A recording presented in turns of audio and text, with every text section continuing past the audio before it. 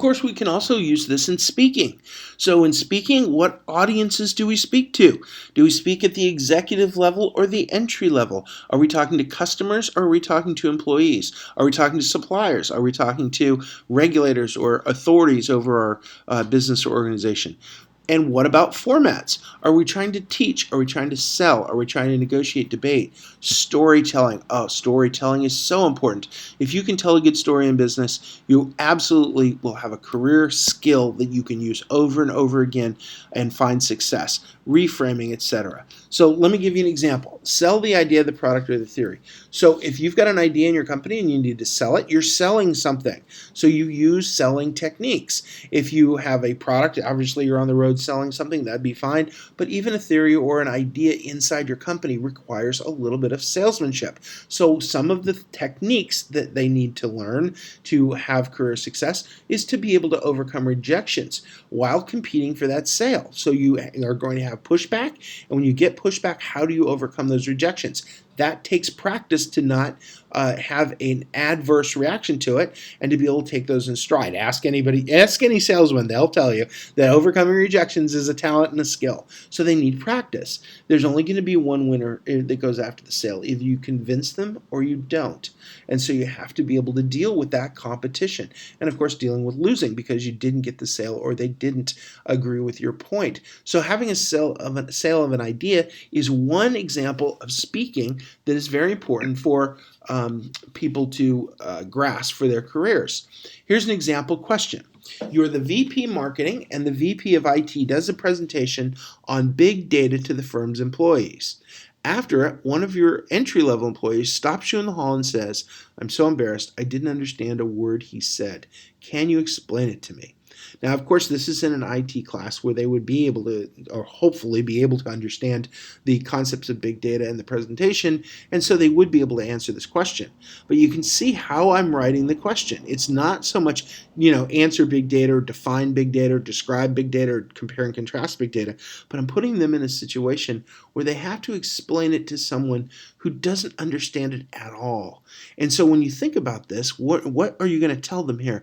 You want to be sure to be able to tell them both the benefits and the risks or drawbacks, in addition to a description of what it is and how it works. And remember, they don't understand the terms. If you don't understand what the terms mean, you have to understand your audience. They may not understand. Big data could be just like a lot of data. And of course, big data is more complicated than that. A question like this I give in corporate finance often is to explain the difference between or explain why bond prices move inversely to interest rates. And it's a pretty simple concept when they get it and they go, "Oh, I got it. Okay, good. You got it. Yeah, and the math is easy." I go, "Okay, now good. Explain that to an NDNU freshman." And if you try to explain it to someone who doesn't understand anything about corporate finance at all, they immediately use terms they don't understand. And that is a very common problem. They don't know what a bond is. They don't understand what interest rates do. They certainly don't understand the formula. And then I bring a freshman into class and I go, "Okay, explain it to them," and nobody can. And they look at them and they go, "Well, you know what a bond is, right?" And they're like, "No." And they're like, "Oh, how could you not know what a bond is?" He goes, "I'm 18. I don't know what a bond is." It's not unbelievable, right? So these are important questions for career success. Can you explain it to other people? Now, if we get past that and we talk about, or go past speaking into reading, we do the same thing with reading. What are we reading? Are we reading textbooks, journals, blogs, periodicals, etc.? Are we reading a press release or a critical review? What are the advantages and disadvantages of each type? We typically just read textbooks, but a lot of us put journal articles, periodicals. I try to put current events and newspaper, and they're not newspapers anymore, but the online information sources into the course and make them search out through and read the current news. Where are we reading for future impact? What does this mean for ABC Company? Why are we reading it? Are we just absorbing it, or are we actually actively analyzing it as we read? Now, here's an example. Reading bias. We all have our own biases, but when we're reading, we have to be thinking about the bias of the author. Who wrote the piece? What are they trying to accomplish? What is their motivation?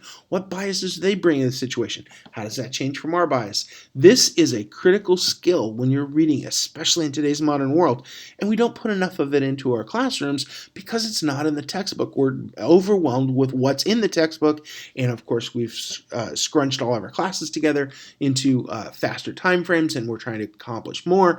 But when we start thinking about this, how could I get this into my class without adding additional information into my class? And that's what we're going to keep talking about.